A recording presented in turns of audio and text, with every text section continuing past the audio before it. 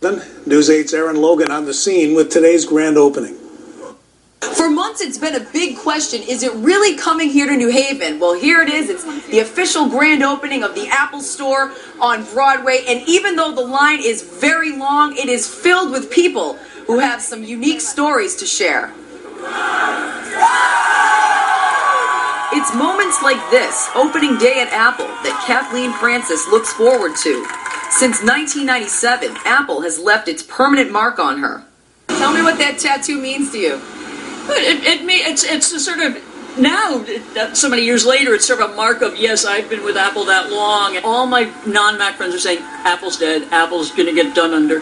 Kathleen says now she gets the last laugh and a smile as an Apple store is closer to home here in New Haven. There are only 3 other stores in Connecticut: Danbury, Farmington, Greenwich, and Stamford. All of these spots never really sparked this shopper's attention. Irby J says the grand opening of the New Haven store has a special meaning for him. It's a new beginning. I do not own a smartphone or a laptop or a computer, any way you want to put it. So by coming out today, I will probably get the knowledge and even some experience to get one or the other. Once inside, Irby was just as excited as this 6-year-old little girl.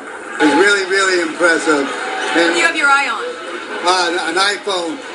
So I gotta wait until it calms down a little bit to talk to a few people. He hopes after this experience he'll be on his way to becoming tech savvy like these 2 boys. I'm going to be getting an Apple battery charger because that's what my grandma was going to get me for my birthday, but then she saw I was going to come down here, so she said I could just get it here because then it'd be more like I'd have a better memory of it here. While few will have a memorable experience like Irby J, never owning a cell phone or a computer, there's something about opening day at Apple that shoppers say will keep them coming back. On the scene in New Haven, Aaron Logan, News 8.